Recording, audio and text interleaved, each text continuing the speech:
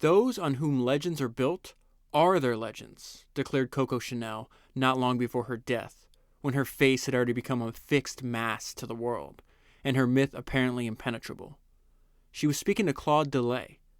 Delay was a young woman at the time, the daughter of a well-known French psychiatrist, but is herself now an eminent psychoanalyst and an expert guide to the labyrinth of secrets and lies that Chanel constructed to conceal the truth of her past. Not that there is ever a single truth in a life, especially for a woman who built a career on refashioning women's ideas of themselves, which may be why Chanel recounted so many different stories about herself, as if in each version something new might emerge out of her history. "I don't like the family," she told Delay. "You're born in it, not of it. I don't know anything more terrifying than the family." And so she circled around and about it, telling and retelling the narrative of her youth, remaking history just as she remade the sleeves of a jacket, unfastening its seams and cutting its threads, and then sewing it back together again. Childhood. You speak of it when you're very tired, because it's a time when you had hopes, expectations. I remember my childhood by heart. If Chanel's memory did survive intact, she nevertheless obscured her past from others, reshaping its heartaches, smoothing away the rough edges. But she couldn't keep all the details hidden. That was an excerpt from the book that I'm going to talk to you about today, which is Coco Chanel, The Legend and the Life, and it was written by Justine Picardie. Okay, so this is my second time reading a biography of Coco Chanel. There's two primary reasons why I needed to read another one, in addition to her being one of the most successful entrepreneurs to ever live and maybe creating one of the best, or not maybe, definitely creating one of the best well-known brands that has ever existed in human history. But the primary reason is that the book I covered all the way back on Founders number 64, that was a book that was published right after she died. And I had an original copy. So that book was published first in 1972. And the copy I had smelled like it was published in 1972. I had to make sure I read that book in a well-ventilated area. But since that book was published, a lot of new information has come out. And so the book I hold in my hand is published in 2010, nearly 40 years after Coco Chanel died, and it has more information than the first book I did all the way back on Founders number 64. And then the second part that I found that just blew my mind when I started reading about Coco Chanel the first time was the deal that she was able to make for herself in the 1940s after fighting with her business partners, the ones she was collaborating with for almost 2 decades at that point, on the production of her perfume. So Chanel No. 5, which from a financial perspective has to be one of the most successful products ever created. So the deal she winds up working out, and remember, this is in the 1940s for the numbers I'm about to tell you, she gets 2% of all the sales of Chanel No. 5 and all the other perfumes. That estimated to pay her $25 million a year in the 1940s. And I've seen some estimates that in later years she was making as much as $50 million a year. This is going to make her one of the richest one of the richest women in the world at the time. Plus, and this is where the deal was even crazier. So she's getting all that money, right? They're managing the company. She doesn't have to manage the company anymore. Plus, the company has to pay all of her living expenses, from the most minute detail all the way down to like the largest expenditure, houses, cars, everything else. So that 25 million, that 30 million, that 50 million, depending on how much sales were done that year, is essentially all profit. She has no expenses for the rest of her life. And that deal's made in the 1940s. She doesn't die till 1971. And so when I sit down and think of Coco Chanel, I think of, okay, this is one of the most successful entrepreneurs to ever live. She created some of the most successful products. She's one of the most famous names in history, and she created one of the most famous brands in history. How does somebody that grew up in an orphanage do that? And so with that, I want to jump right into the book. Here's a quote at the very beginning. And one way I think that is really important when you to learn from Chanel is the fact that she understood at a fundamental level the importance of storytelling and how stories can change the world around you. This is a quote. She's about 45 years old when she said this quote. And she says, "When my customers come to me, they like to cross the threshold of some magic place.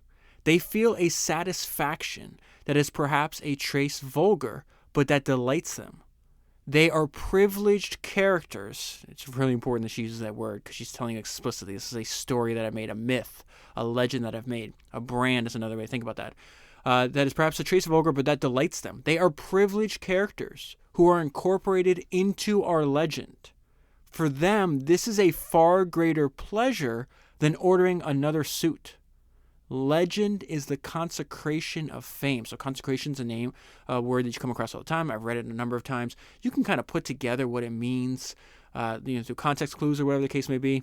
But I think it's important to define it. She's saying, what is the definition of consecration? The act of making something sacred. Legend is the consecration of fame.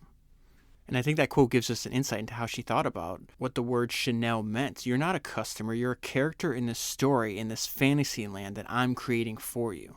I'm not just producing a product. I'm creating a fantasy land, an experience for you, one you can interact with and live inside. So this idea of creating stories, of realizing that reality is much more malleable than most people think, I think is central at understanding, how Chanel went from the orphanage to becoming this legendary character and brand. So let's go to the beginning of her life, though. It goes back to the introduction, what I was talking when I referenced, hey, there's some details that she could not keep hidden. We do know when she was born, although she would lie about her age and all kinds of things throughout her entire life. But this is the facts of what's known about her birth. Her mother gave birth to Gabrielle on August 19th, 1883. It was in a poorhouse in France. Her mother is 20, her father is 28. They were not married, but had already had one other daughter named Julia, who was about a year older than Chanel. She was born in a hospice of the poor, which was run by an order of nuns. Her parents were essentially nomads. They call them itinerant market traders. Think of them, they're traveling peddlers. They would sell buttons and bonnets and aprons and overalls and things like that from town to town. And she had one habit as a young girl I want to bring to your attention that seems rather bizarre. She would like to play inside of graveyards and cemeteries. So it says by the age of 6, she was spending as much time as possible in a graveyard. Every child has a special place where he or she likes to hide, play, and dream, she said. I was the queen of this secret garden. I loved its subterranean dwellers. The dead are not dead as long as we think of them, I would tell myself. I wanted to be sure that I was loved, but I lived with people who showed no pity. So this is an indication of why you would escape to a graveyard. She had an extremely unhappy childhood. And I actually want to, after I finish reading this paragraph to you, I'm going to skip all the way to the end of the book because I got to tell you right before she died what her greatest regret was. But this is like the fundamental understanding. It's like this unhappy childhood. Her mother's going to die. Her father dips out. She's raised in an orphanage. She's essentially, and I think this ties into now that I've read 2 biographies on her, why she was so focused on her business and so determined to make it successful. It's what gave her freedom. She says, I wanted to be sure that I was loved, but I live with people who showed no pity. I like talking to myself and I don't listen to what I'm told. This is probably due to the fact that the first people to whom I opened my heart were the dead. So let me contrast that with this is on one of the last pages of the book. This is her main regret right before she dies. This is a few months before she dies. One shouldn't live alone, she said. It's a mistake. I used to think I had to make my life on my own, but I was wrong. In that fierce independence that she maintains her entire life, she does talk about, having regret, not having a family. I think it has to do with the fact that, her early life was so terrible. Her mom is going to die when Coco was 11, but she was sick for many, many years. So it says Chanel was to claim that her mother died of tuberculosis, which was not necessarily an accurate diagnosis of what killed her. Poverty, pregnancy, and pneumonia were likely to blame. And so it's at this point that she's taken to the orphanage. And we're going to see her conditions. Why, if you went through this yourself, you'd probably be wary of other humans and saying, hey, it's very clear that I have to rely on myself. Everybody that I've been around has either died or not loved me. She has a lot of armor up throughout her life. So it says, and what's crazy is they had like 5 or 6 kids, and they're all dispersed. So it says the boys were left elsewhere. They were deposited, and this is why her father is such a scumbag. The boys were left elsewhere, deposited with a peasant family. They were foundings used as unpaid labor. And then the 3 girls were handed over to the nuns who ran an orphanage. The children's father promptly disappeared. Now she describes, and this is where, a lot of, and this is the same thing in the first book I read on her, but you have to kind of uncover the truth of what she says. So she doesn't call them nuns. She calls them her aunts. She was not related to them. My aunts were good people, but absolutely without tenderness. I was not loved. I got no affection. Children suffer from such things. She's an 11-year-old girl when this is happening. I was thoroughly unhappy. I fed on sorrow and horror. I wanted to kill myself. And she's also deeply ashamed of the fact that she's an orphan. They might be going to church or other places, and they describe her as, this orphan. She says, and having to hear people call me an orphan, they felt sorry for me. All of this was humiliating. I realized no one loved me, and I was being kept out of charity. Chanel spent 7 years in the orphanage until she was 18. Her father never returned to see her or her siblings. And so they're talking about later in life, she really did not like looking back. She hated speaking of this. Sometimes she'd let things tumble out, though. Chanel did allow some stories to slip out. She spoke of being taught to sew. That was extremely important because this is going to be her occupation. So also how she starts making money as a young person. Even when she's 18, she starts getting a job as a seamstress. And then she talks about being beaten. She says she remembered her reddened skin when her aunts beat her. I remember that they used to take my knickers down to spank me. And then she'd say at the bottom, like there'd be some blood, and she had this fascination with this color, red, throughout her entire life. But this is the main point of why I'm telling you all this, because the note of myself is instead of retelling her life story, she did something which I think is actually smart. She created a new one, a story that she could control, and that's a main theme of her life and career as well. If she made up stories from then on, you can understand why. For out of these loose threads, Chanel created an image of herself. And a way to think of that is like, I can't control the bad things. I can't control the fact that my mother died, my father left, that I grew up in an orphanage. But I can control and influence how other people are going to see me moving forward in my life. So let's fast forward. She's 18. She's sent to another religious institution. It's called the Notre Dame School. And there's obviously no family money. She's extremely poor. So she winds up being a charity case. That obviously bothers her as well. She was one of the charity pupils who were provided with a free place and therefore treated differently than those whose family could afford to pay for their education. Here it was that Chanel, who was dismissed as a little peasant, the kind of girl who might be made to feel inferior to those who had piano lessons, a girl who had to wear a plain pauper's uniform with secondhand shoes rather than the more expensive outfits of the fee-paying of the people, the students that had families that were able to afford it. It was here too that she was given further instructions in how to sew. She has to work. So not only like the tuition is dedicated, it's like donated by, like they take some people in that can't afford to pay, but they also they treat them differently, but they make them work. So this is going to, I think it was like maybe Founders 179, somewhere back there. It was The King of Madison Avenue. It's like one of the third or fourth book I've done on David Ogilvy. And Ogilvy was a charity case as well. And it's very interesting, like how driven Ogilvy winds up being one of my personal heroes. That's why I keep reading books about him, because I think the guy's very fascinating. I think he's a genius. I think when Warren Buffett called him a genius, Warren was dead on. But Ogilvy winds up having this insane drive later in his life, and he talks about it freely. He was in a rush to be unbelievably rich, right? And part of that, I think, has to do with the fact that, his dad didn't do well, so he was sent to this school. I think this was in Scotland. It might be in England. I can't remember exactly. I'm going to read a quote, though, because it's very similar to what's happening here. And the parallel just jumped out at me when I read this section of Coco and in this Chanel biography.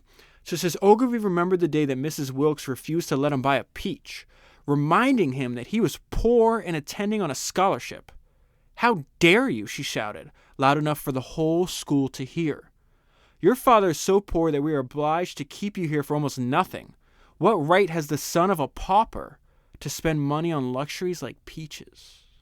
So just imagine being a smart, driven person like a Coco Chanel or a David Ogilvy, and to have other people, when you're a young person in your life, you have no assets, you have little control over your life, to have other older people speak to you and treat you this way. That's going to burn the fire that you already have in your belly, to make sure that no one can ever talk to you that way, to push them to run away from the shame that you feel as a young person. So that's exactly what's happening in Chanel's life at this point.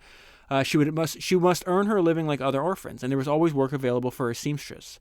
More sewing took place during Coco's holidays with her Aunt Louise, from who her Aunt Louise actually taught her how to trim and embellish hats. And so the very foundation of the Chanel fashion empire doesn't start out with perfume. It doesn't start out with clothing. It starts out with hats. And then she talks about, wanting to kill herself. Again, at the time, I often used to think about dying. The idea of causing a great fuss, she's talking about her death, what her suicide would have done to other people. The idea of causing a great fuss, of upsetting my aunts, of letting everyone know how wicked they were, fascinated me. She has this almost like this desire for revenge, it sounds like, right? I dreamt about setting fire to the barn. Coco grew up to discover that suicide was not her way out. Yet in a sense, she did need to kill something of herself in order to make her escape. She felt unloved by the aunts, quote unquote, by the family who had abandoned her to the care of the nuns, by her absent father. All the stories she read had taught her that love conquered all, that desire and passion set men and women all right. And so after she gets done with school, she starts, this is a little bit about the early work and then the origin of the name Coco. Her and her friend Adrienne wind up finding work. They found employment as shop assistants and seamstresses in a store in a little tiny town in France. It says the girl shared an attic bedroom above the shop and also worked at the weekends for a nearby tailor, altering breeches for cavalry officers. So she winds up being in a city where there's also a station for French soldiers. So that's going to be important because she's going to wind up meeting somebody that changes her life. So it says, they're living in a little attic, they're working multiple jobs. And then she has this idea that she wanted to start to have a career as like a singer on stage. So she starts like essentially being a solo performer. And so she has two main songs. It's in French, so I can't obviously I'm not even going to try to attempt to pronounce it. But in one song, it's about a lost dog named Coco. So it says it was a ditty about a girl who had lost her dog. Soon the audience greeted her with calls and christened her with the name of the lost dog. Thus, Gabrielle became Coco, a metamorphosis that might have been humiliating rather than liberating, but nevertheless led to a birth of a legend. And so she winds up meeting, this is going to be she meets this guy, his name's Balsan, and he's really wealthy. So this is Coco's introduction to high society. Balsan was sufficiently intrigued to provide a different way out by inviting her to see his stables and house. And so Coco went with him there to an abbey that had become a house of pleasure, leaving Gabrielle behind her, locked away in a shadowy place where no one might find her, nor the torn remnants of her past. So that's a fancy way of saying that from here on in, she's just going to bury her past. She's going to create a new life for herself. She's going to lie all the time about her childhood. She does not want I think part of this comes from she doesn't want to feel like pity or for people to view her as any kind of, weak person that needs help. And so it says Balsan introduced a little orphan seamstress into a decadent world. Chanel in turn used Balsan as a stepping stone to get to Paris. And so he's going to eventually help her set up her first business. But I want to point something out because I think this is extremely important, is the importance of differentiation. And even when Coco was young and poor, she tried to dress differently than anybody else around her. And this is what's going to get a lot of her clothes and her hats attention at the very beginning, is that they were completely almost diametrically opposed to what the fashions that Parisian women were expected to wear at this point in history. So it says, Coco described herself as free and unencumbered, dressing neither as a great lady nor as a maid. She described herself as a young tomboy, so she would dress in like almost suits and stuff, spending her days galloping on horseback through the forest. She sought to define herself by her idiosyncratic choice of clothes. She wore, and this is really important because this is also how she designs things later on. She wore simple riding breeches and equestrian jackets from a local tailor, thus distinguishing herself as somehow unique. So eventually she makes her way to Paris. So Balsan, his idea, there's a lot of like these leisurely gentlemen. Some people work. A lot of these guys don't. A lot of the lovers that Chanel takes over her life, they were like aristocracy. Like they had a lot of money, but they weren't the ones that made the money. It was like they were inherited throughout the line, right? And so they kind of like lay about. And this Balsan guy essentially just wanted Coco to stay at his house. He had a bunch of other women there. I guess a bunch of like a stable of lovers that he's all paying. And so we're going to see Chanel's like, that's not the life I'm going to live at all. She was determined to have financial independence, which again, think about how rare this is. We're right around 1903 Paris. There's not a ton of female entrepreneurs at this time, right? So it says, this is Coco recalling this time. I didn't know Parisian society. It was very complicated. And then she has this word. It's a French word, but it's the women that Balsan keeps at his house and essentially just pays them to just lay about, and I guess when he wants to be with them, that's what they're like. They're on call essentially. So he says, these women were paid. I knew that. I'd been taught that. I said to myself, are you going to become like them? A kept woman? This is appalling. I don't want this. What she did want was to earn her own living. So she winds up leaving Balsan for his friend and this guy named Boy Capel. And this is actually going to be the love of her life. And he actually dies tragically. And I say love of her life. A lot of these guys have they're married. And so she's usually the mistress is the role she plays. So Boy Capel is going to die, and that's going to be devastate her for the rest of her life. But they're going to agree to help fund. She's like, I want to make hats. I want to have a hat shop. I want to have my own fashion, boutique. It's just on a lower level. It starts off very, very humble, for lack of a better word. So it says they agreed to share the cost of setting her up in business to sell the hats that she was already making for herself and for her friends. So some of Capel's and Balsan's friends are also actresses. She's introduced into high society, right? These are the leisurely high society young people in Paris at the time. And she's making hats that are very different from anyone else. And so I'm going to go into starting her business and the simplicity of her first products. And simplicity is extremely important in understanding Chanel's approach to life. Her approach to her business. And I think I'm going to talk about that multiple times. But anyways, she starts making these hats, and even before she has a store, actresses and other people that are well known and think of the influencers of their day, they start wearing them. So this helps jumpstart her business. Actresses begin to wear Chanel's designs on stage and in magazines. And so Chanel is talking about the difference in her approach to this business as to the two people these two guys that are helping her set this up. She's like, oh, okay, yeah, we'll give you a space and a little bit of money to get some inventory, so you have something to play with during the day. And she's like, I'm not here to play. I'm here to make a fortune. They decided to give me a place where I could make my hats the way they would have given me a toy, thinking let's let her amuse herself, and later we'll see. They didn't understand how important this was to me, and that is, I should have underlined that 3 times, because that is really apparent as you move through the story of Coco Chanel. Her business was the single most important thing in her life because it gave her independence and freedom. If her business would succeed, that means no one could ever hurt her again. And that's where we see complete dedication, but also she has this armor she puts up around people. It's once I'm independently wealthy, no one can harm me. And then you could also think maybe she took that too far, because at the end of her life, she's like, I shouldn't have lived my life alone. I should have let more people in. But I could understand, not wanting to feel vulnerable given her first 20 years of life. The one certainty was her decisive approach to fashion. Coco dressed like a young convent girl or a schoolboy and made hats that were stripped of embellishments and of the frills that she dismissed as weighing a woman down. So at this point, fashion is she's doing the exact opposite. They add things. They add frills, corsets, colors, all the stuff. Chanel's approach is it reminds me of Bruce Lee. Hack away at the unessential.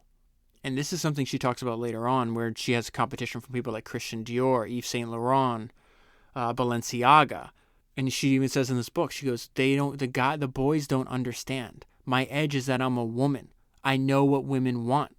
And she said the boys are trying to dress us up as if we're some kind of we're in a play, putting us in costumes and these elaborate things. He's like, that's not what women want. We want to be comfortable. We want time. We want style.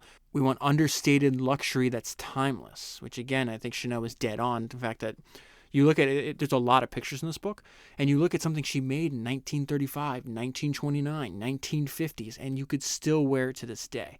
So let's go back to the idea of the simplicity of her first products. Her hats were not entirely original. At first, she purchased simple straw boater hats from a department store and then trimmed them with ribbon herself. But they were chic. Nothing makes a woman look older than obvious expensiveness, ornateness, and complications, he said. And so she deliberately goes against the grain of what everybody else is producing. Therefore, her product looks different. It stands out. She has all these people wearing them on stage and in magazines, and so her hats start going her hats start selling like crazy. This is going to give her opening to start doing clothes. And then when she does clothes, she can do perfume. And then this is a good indication of, again, she's all in. They're like, oh, do you think I'm giving me some kind of play toy? It's like, no, you don't understand how important this is to me. Coco began to edge her way to the center of attention, elbowing past her rivals and competitors. And again, almost all of her competitors are men. It's men that's making women's fashion. So she has a massive edge here. And so we have a description. This was fantastic. So one of her main competitors at this time was this guy that was dubbed in Paris as the king of fashion. His name is Paul Poiret, maybe? It says, I'm just going to call him Paul. Paul, whose fame at the time was such that he dubbed himself the king of fashion, said of Chanel's early days as a hat maker. He uses a different word, but I had to look it up. It translates to hat maker. We ought to have been on guard against that boyish head. He's talking about Chanel, obviously, because she would dress like almost like a tomboy. Again, that's the way they thought of it, because they thought, women should be in these elaborate like costumes. But who's going to want to walk around on a Tuesday afternoon, dressed like that? That was Chanel's understanding. She's like, no, this is not comfortable. This is how men think we want to dress. That's not how we would actually pick if we had our own choices.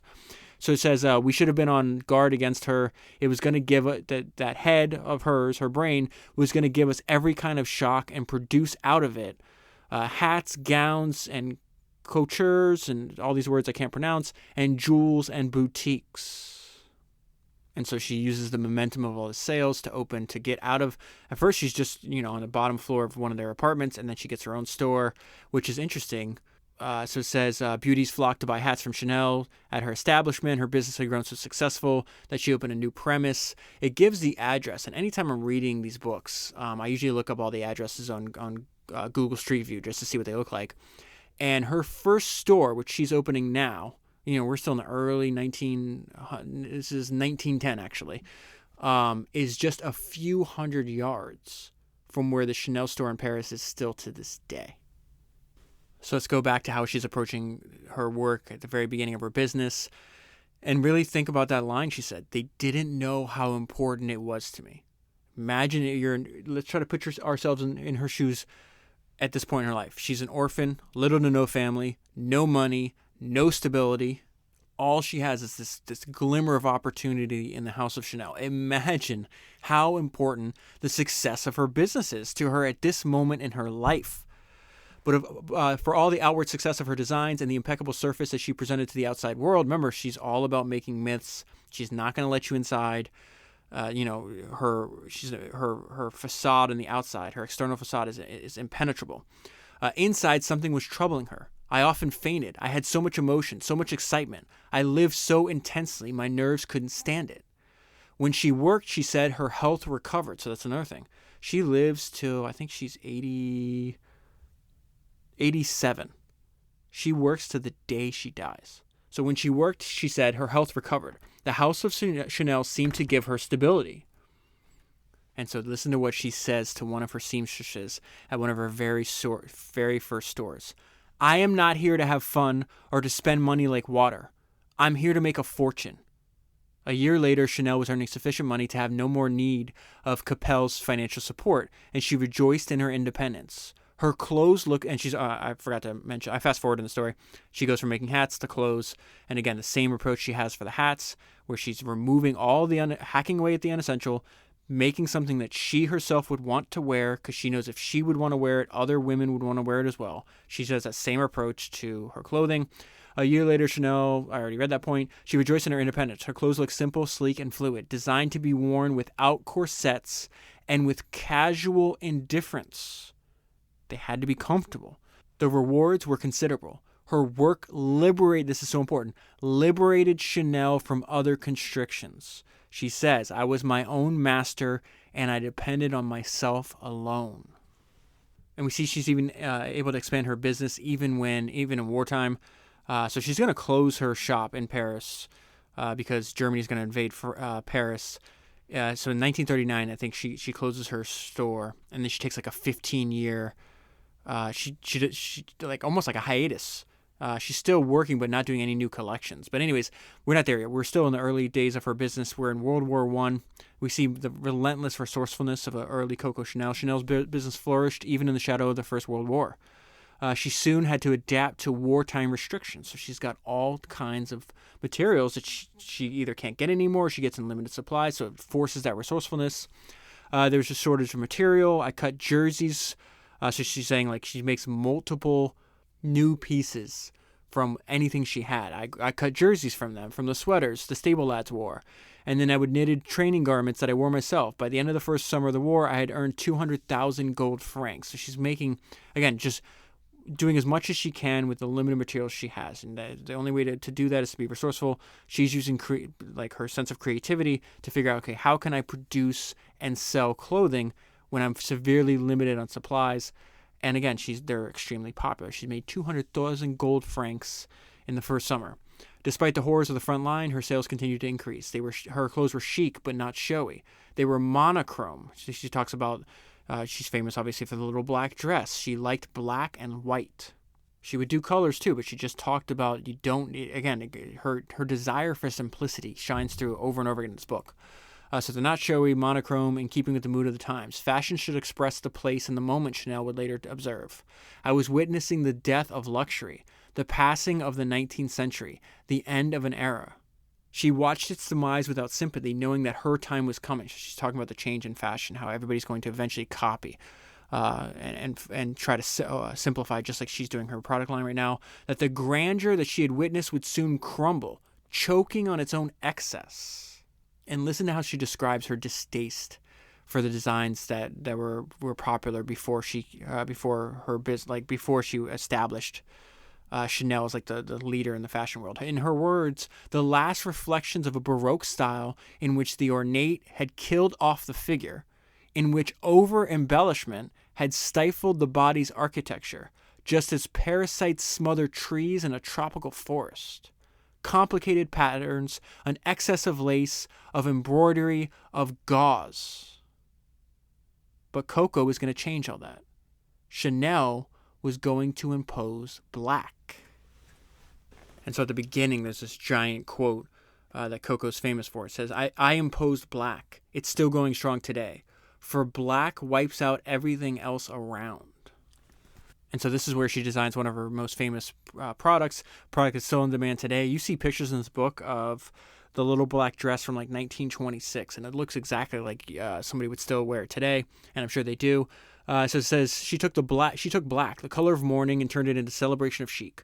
The little black dress wasn't formally identified as the shape of the future until 1926, when American Vogue magazine published a drawing of a Chanel design and announced, "Here is a Ford-signed Chanel." Listen to this metaphor, this Henry Ford-esque metaphor about the black dress.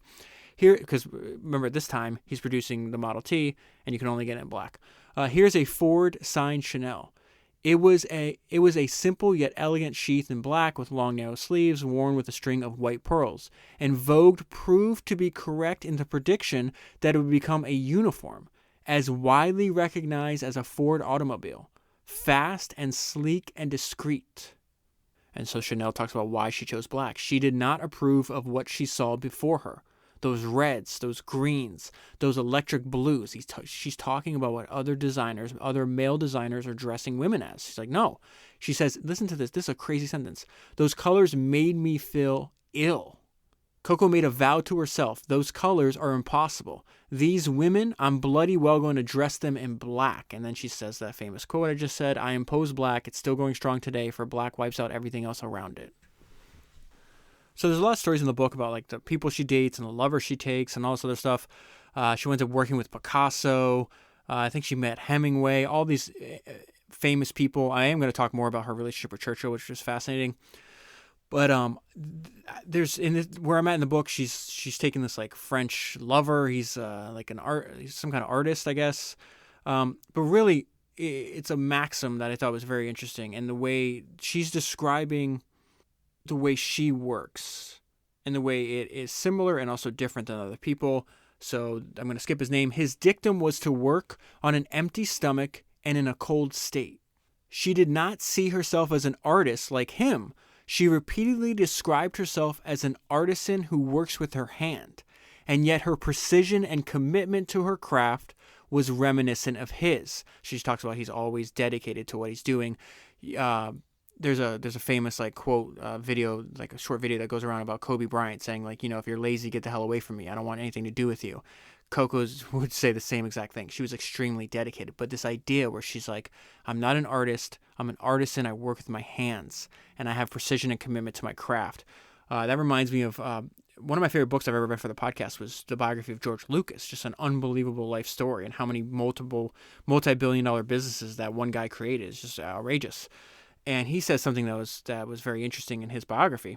I think this is Founders number 35. It's such a good book. I'm going to have to wind up rereading it and re-recording another episode on it, because there's a lot of things in that book that I want to remind myself from time to time.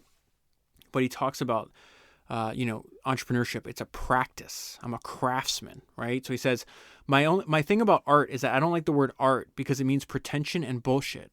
And I equate those two directly. I don't think of myself as an artist. I'm a craftsman. I don't make a work of art. I make a movie. And I think if Coco heard that quote from George Lucas, she would agree with it. All right, so this is about her most successful product of all time. This is Chanel number 5. Do you know, like, this also blew my mind, and we're going to see the people that are introduced, her partners here. Chanel is still a private company to this day, and it's still owned by this family we're about to meet. Coco was always contrary, which is the first thing to remember when telling the story of Chanel number 5. A story that is a fairy tale, yet is also the solid foundation of her empire. Number 5 was multiplied 1,000,000 times over and more, far more, in a dizzying proliferation that made Coco Chanel rich and recognized around the world, so that her name became a brand and her face as famous as her logo. So it says in the summer of 1920, Coco Chanel met Ernest Beau, who was an expert perfumer who established a laboratory in the south of France. He was known as the performer to the czars. So Chanel also had some like one of her lovers, and the relationship she had was with she got involved with a bunch of Russians, and some of these people were expelled. They used to be like with the czar's family, so they wound up being going from extreme wealth to not having any money. One of these guys was like a well-known playboy. All women thought he was beautiful, but when he gets kicked out and goes to France, he has no money. So he's dating Chanel, but she has to like pay for everything, which is really interesting. So anyways, it was through them that she meets this perfumer. We don't know if this is true, but this is what's purported, how the name came about. Why is this name? The guy that the perfumer, I guess is his title, this is his version of events. Why'd you guys choose that name? Chanel asked me for some perfumes, and I came to present my creations. I had 2 different series, number 1 through 5 and numbers 20 through 24. She chose a few, one of which was number 5. What should it be called, I asked. Chanel replied, I'm presenting my dress collection on the 5th of May, the 5th month of the year. Let's leave the name number 5. The scent went on sale in 1921. So think about that. A product that's so loved, it's still sold 100 years later. Right now on their website, they are selling 3 ounces of Chanel number 5 for $140. And so we see more storytelling from Chanel about Chanel number 5.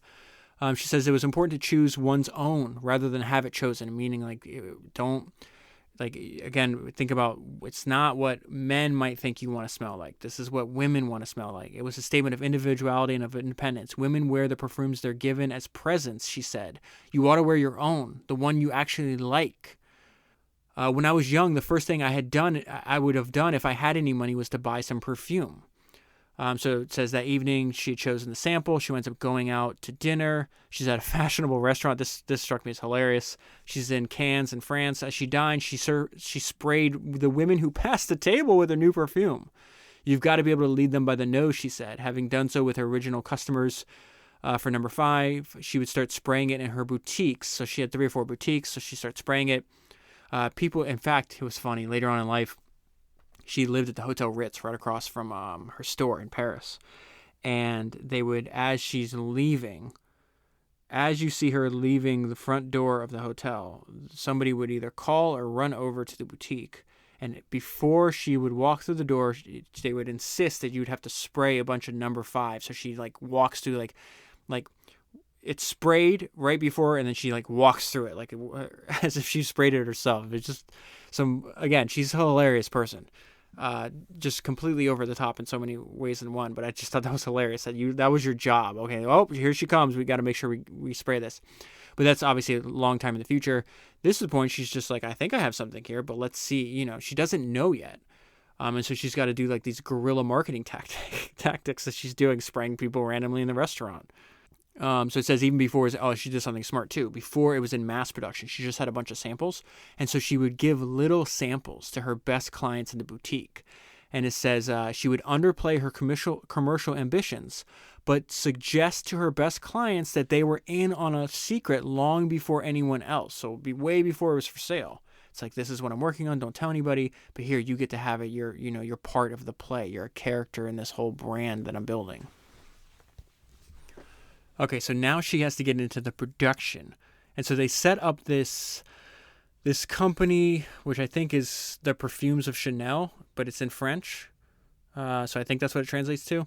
And this is the family that still owns Chanel. The entire, owns everything to this day. I think it's the grandsons of the two guys that wound up doing this deal with Coco Chanel in 1924. And so Chanel today is rumored to be one of the most profitable and successful privately owned businesses in the world today. So it says the Chanel was established in April 1924. Coco owned 10% of the company, and this is why she thought she got taken advantage of. And there's some crazy things that she does later on to try to fix this. And the Wertheimer, I don't know how to pronounce their last names. I'm going to call them the W's. The W's wind up owning 90%. One of them is this guy named Pierre. To categorize Pierre's longstanding relationship with Coco as a business arrangement based on a straightforward arithmetic would, however, be too simple for a union as complicated and intense as the most enduring marriage. They go to war multiple times. They wind up working things out later on, and they're okay, and they're on good terms before she dies. But this is really wild. They each tormented each other at different points in their lives with such antagonism that Pierre had to employ a full-time lawyer simply to deal with her. It says that their relationship engaged in combat that was reminiscent of a bitterly fought divorce, but they nonetheless retained a mutual respect. The return on the money they're going to make on the perfume was so profitable that Coco was to regret having retained only 10% of the business that bore her name. Thus, her battle over numbers flared up periodically. She wanted a larger share of the profits, but Pierre resisted her attempts to wrestle a greater percentage from him. Eventually, a kind of harmony prevailed. So this is what I mean later on. So we're in 1924. 1947 is when they're going to do the deal where she gets 2% of all sales per year. They wind up giving her like $9 million of money she had lost during World War II, and then agreeing to pay every single living expense that she has, which is just wild. Just one sentence here I got to point out to you because it's repeated over and over again. This is something that masters of their craft, as you read through these biographies, you see they have in common. They have a desire to simplify. The appeal of simplicity, whereby her hands sought to form pleasingly unfussy designs. Few things going on this page. This note I have left myself is that she copied and was copied. She was creative, hard-headed, consistent, and then the last note is formidable. Definitely a formidable individual. Seeing how the designer was both a copyist and much copied, also the person sitting in her store at this point, they're referring to her as the Grand Duchess. So seeing how Coco was both a copyist and much copied, the Grand Duchess also observed Chanel's ability to combine creativity with hard-headed business sense, and to do so on a daily basis. That's a really important part. She gets started in early 1900s, let's say 1903, 1910, somewhere in there, and she keeps going until she dies in 1970. This is a day-to-day thing for her. Chanel, so the Grand Duchess is sitting in there. She's saying that Chanel was negotiating with somebody that was supplying her materials that she needs for her clothes. Chanel was not prepared to barter or give an inch. She would brook no further argument. Eventually, the woman stammered and reddened and left in her formidable presence. And so, what she's talking about, also the copying, the copied. She took these ideas. She took ideas from like Russian military uniforms and repurposed them into designs for women in Paris. Something of the previous world remained, at least in the sense that Chanel's designs were inspired by long-established Russian influences. She reinterpreted. That's a great way to think about this. These are all Russian words. I'm just going to give you the translations. She reinterpreted the traditional embroidered blouse, She reinterpreted a military-style coat, and she reinterpreted a sailor's jacket. So again, drawing inspiration from all parts of the world, taking maybe something at their foundational level, repurposing it, redoing it, and in the process creating something new that she can sell to her customers. I think that's, again, remix, the note of myself, is remix old ideas to create something new. That's exactly what Coco's doing, and that's something we can apply to a million different ideas or products in the future. Here she found the materials of her past ready to be reassembled again into something new. Piece after piece was unrolled to admire a wealth of taste, artistic wisdom, and experience accumulated for generations. Old materials were transformed into new designs. And I think this is an important point, so I'm going to pull out 2 more paragraphs about the fact that she just took inspiration. She learned from things around it, grabbed things that were inspiring, and then redid it to her own purposes. As was often the case of her career as a designer, she was quick to distill its essence, absorbing it into her own style and selling it to customers eager for her clothes. Chanel's deft designs were not without precedent, and I don't think anything's without precedent. That's just what humans do. We're just building upon the work of previous generations. She just happened to apply that to high fashion. So one of the new things that came out since the 1970s, since that book I read the first time, was the fact that a lot of people suspected. There's an entire book written as like, oh my God, was Coco Chanel a secret Nazi spy during World War II?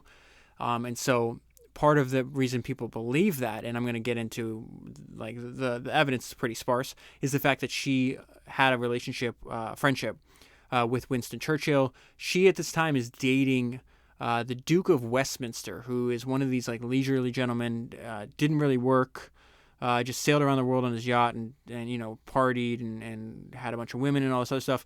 But he was probably the richest man in England at the time, because he had multiple generations of wealth that he winds up inheriting. And the Duke of Westminster is also friends with Winston Churchill. So this is way before World War II. And this is Churchill actually describing her. He winds up spending a week with the Duke of Westminster and Churchill. So Winston Churchill joined them for a week of fishing and doing all this other stuff. But I want to bring to your attention his opinion of Coco. He writes to his wife in 1927, Coco is here. She's really great and strong, being fit to rule a man or an empire.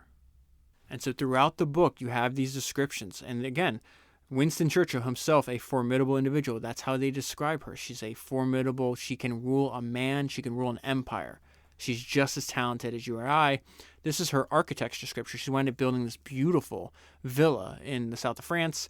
And it says Coco could be ferociously intimidating. She was certainly very intelligent. In discussions, one always had a feeling of one's own inferiority. And let's go back to this idea. She was completely dedicated to her business, to her work. She talks about, not respecting lazy people. She goes, I know what work is, and I never hired layabouts. And then this is a great line at the end of that paragraph. Maybe the best thing she says in the entire book. It is immoral to play at earning one's living. So when you come to work, you need to come correct. You need to make sure you're dedicated. This is not a game. I'm here to make a fortune. We are taking this extremely seriously. It is immoral to play at it. Okay, so let's get into this idea, like, was she some famous German spy or what's happening? Part of this is because she winds up having a relationship with a guy. She's almost 60 years old this time.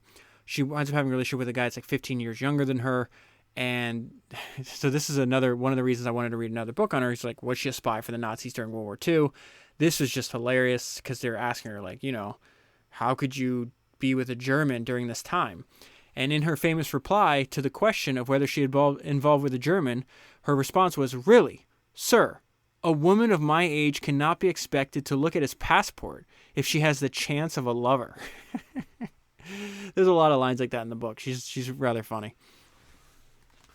And so at the core of this idea that, hey, she might have been a spy is because she tried. There's some people in the German government, and this is why I think it winds up being like a big nothing, like not really.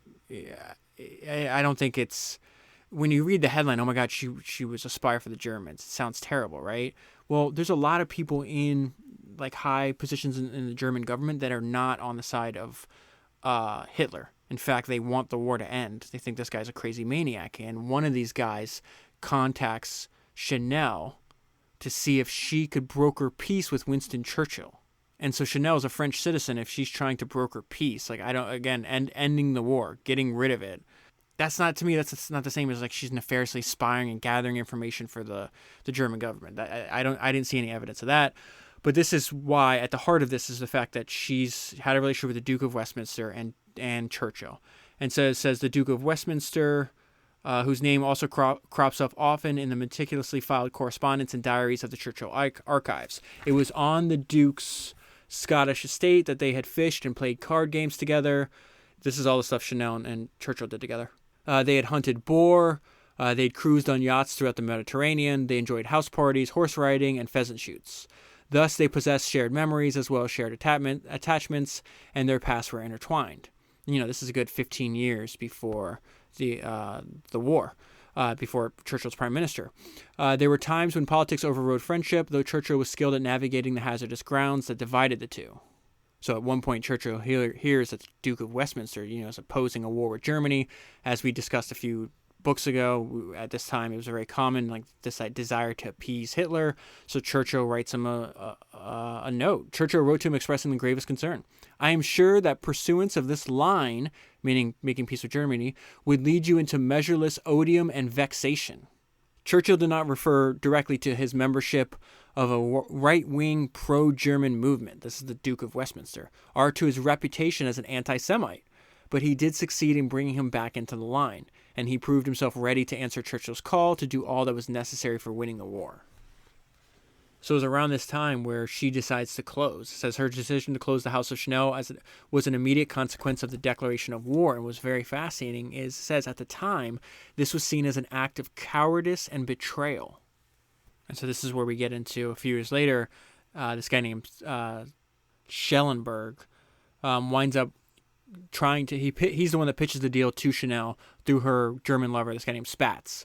And so it says, but at some point in, as the war dragged on through 1943, a bizarre plot began to take shape that Chanel would act as a messenger to Churchill and thereby initiate a peace process. When Schellenberger was interrogated by the British after the German defeat, he indicated that he had hoped Chanel might at least give Churchill a message that senior German commanders were at odds with Hitler and were seeking an end to the war. And so the interesting side note is during World War II, as you can imagine, the perfume company, 90% of the perfume company, is owned by two Jewish brothers, this Jewish family. And at the time, the Nazis are confiscating the assets of the Jews. And so they were worried that they were going to lose the Chanel company. And this is where you see some, definitely some machinations on Chanel's part to try to use this opportunity to try to wrestle control back over the company, which winds up damaging her reputation for quite a bit. So this is the fight over Chanel number 5. Pierre and Paul, the Jewish brothers, the owners of Coco and Coco's partners, arrived in New York having escaped Europe with their wives and their children after the German invasion of Paris. Despite the dangers of their journey amidst the chaos of war, the brothers had also managed to keep their business interests afloat. Not only did the brothers maintain the production of Chanel perfumes in their factory on the outskirts of Paris, that was crazy to me, even as the Nazis made attempts to seize their assets, but the brothers somehow retained control of their business empire. This was despite the best efforts of the woman, being Coco, whose name was such a crucial element in the success of the perfumes, yet who felt her own financial interest in the perfume company had been wrongfully diluted. And therein lies the key to the most troubling episode of Coco's history. Her legal maneuvers against the brothers were immensely complicated, but in essence, she attempted to use anti-Jewish laws of the German occupation to oust her business partners, a strategy that proved unsuccessful and gravely tarnished her reputation. And so the reason her actions weren't successful is because what the brothers did before they fled. The brothers fled Paris in 1940, and their shareholdings were taken over by this guy named Felix. Felix owned a French airplane manufacturing company. So they do a swap, right? In return for a stake in his aviation business, but they signed over the perfume Chanel company, who would return it to the brothers at the end of the war. Pierre hoped to protect the business, but the reason he did this is because he wanted to protect the business from the German requisition. His actions also thwarted Chanel's efforts to have the companies declared abandoned when he and his brother left France and seized control over herself, because she didn't know they did this. So like, can't abandon it. This guy, this Frenchman, right? He's not a Jewish person. This Frenchman now owns the company. It is a measure of her adversaries' swift and adept tactics that they managed to outwit both Chanel and the Nazis. And think about how important that one decision was, right? Because they wind up being able to keep control of what it's going to wind up becoming one of the most valuable private companies the world has ever seen. And then that action they made in the 1940s under duress, they're multiple generations after them. You know, the company's run by their grandkids, if I'm not mistaken. Like that one decision was so important when generating who knows, I mean, what, billions and billions and billions of dollars that the family has undoubtedly made from Chanel, because Chanel makes a couple $1 billion a year in profit every year. They've owned the company since the 1920s. Now let's see Coco's counter move, though. This is a Henry Ford-like maneuver, is what I wrote on this page. Coco became intent upon launching her own scents and labeled her perfume as Mademoiselle Chanel to circumvent the brothers. So she's saying, okay, we're not gonna renegotiate Chanel No. 5 and Chanel perfumes. I'll make another competing brand. And the reason I say that's like a Henry Ford-like maneuver is because by like 1919, Henry Ford owned 100% of Ford Motor Company. And the way he was able to convince all the other shareholders to sell out to him, because he wanted complete control and he hated, input from other people, he says, okay, I'm going to quit the Ford Motor Company. I'm going to start a new Henry Ford motor car company in California, and I'm going to make another product to compete with the Ford company, which is very similar to what Coco's doing here. Coco's idea worked brilliantly, just like Henry Ford's idea worked brilliantly. Chanel's perfumes were sufficiently convincing to provoke a response from the brothers. The brothers had by then invested massively in their U.S. company, spending that's Chanel Inc., spending $1 million in advertising alone, an investment that would have been undermined by a competing range from Coco Chanel. Pierre and Paul wind up bursting into Coco Chanel's attorney's office, yelling, exactly what does she want? What Chanel got was a deal that made her unassailably rich. After May 1947, Coco received 2% of the gross royalties of perfume sales throughout the world. She was now wealthy enough to never need to work again. But she does work again. Now, she does have this interesting gap. So from 1939 to 1954, where she closes her store, they're still selling perfume. I think she has other boutiques, but she's not doing new collections. She decides to come back, and this is very interesting. So she was 70 years old when she launched her comeback collection on the 5th of February, 1954. And what happens is everybody, all the critics and all the media in Paris, because what she's bringing to the stage again is completely different than what was popular at the time. This is when Christian Dior is at his height. All these other people are competing. And she said the same thing. Like, your designs are way too complicated. The reviews were savage enough to have felled a woman less sure of herself. So it's like, they're completely trashing her. But this is Coco Chanel. She doesn't care. She declared her determination to one of the brothers. I am continuing. I shall continue. They'll end up understanding. To which he replied, you are right. You must continue. And so right after, the French media is just saying, she's lost her touch. She's over the hill, et cetera, et cetera. The American media loved her collection. And it's because of Life magazine and American Vogue magazine that it winds up selling, and then she becomes super famous. And again, America in the 1950s, gigantic market, unbelievably wealthy. And this really fuels her renaissance. And the lesson here is, if one community, if one place is not buying your work, is there another one you can try? And then this quote I wrote down that comes from James Dyson, that was very successful in building his vacuum empire. He says in his autobiography that one decent editorial counts for 1,000 advertisements. That editorial is a lot better at selling your product than an ad is. And so it says it was America that celebrated the comeback of Coco Chanel. America had made her famous again, identifying her as a 20th century icon, making her face as recognizable as her legendary little black dress and pearls.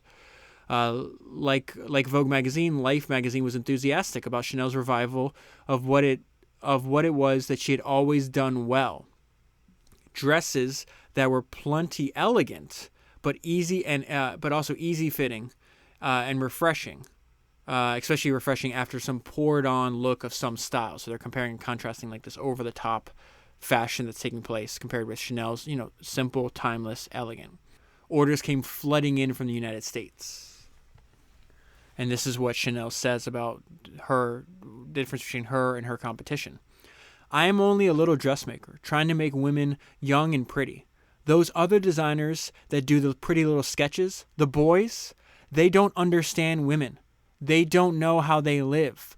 Their idea is to make them weird, to make them freaks. And then we see here in some statements by her, she's 74 years at this time.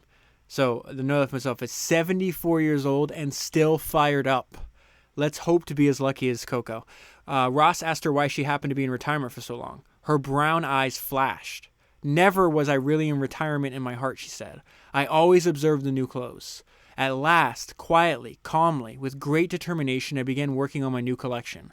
When I showed it in Paris, I had many critics. They said I was old-fashioned, that I was no longer of the age. Always I was smiling inside, and I thought, I will show them. And so she did, pointing the way forward even as she was mocked for looking backwards, with such success that she was now being copied in France. So that's a funny way to say, first they mocked her, then they copied her. And she was happy to see being copied. You see her attitude here. So much the better, she declared, seeing imitation as the best form of flattery, a sentiment she echoed in another interview when she damned her young rival Yves Saint Laurent with faint praise. Saint Laurent has excellent taste. The more he copies me, the better taste he displays. And just two more things before I close. This is a metaphor for our work, and then Steve Jobs' like obsession with things that customers never see or won't notice. The first one is a metaphor for our work. She still wielded her scissors on a daily basis to shape and remake her creations. What you have to do is cut, she said. Another word for edit, right? Chanel at work in her studio, working until all those around her were exhausted, taking apart a suit dozens of times, readjusting it until she was satisfied that it was perfect. And then this is what I meant about Steve Jobs' level of obsession with things that customers may never see or won't notice. Chanel devotes her energies to barely noticeable refinements of detail of her suits and dresses.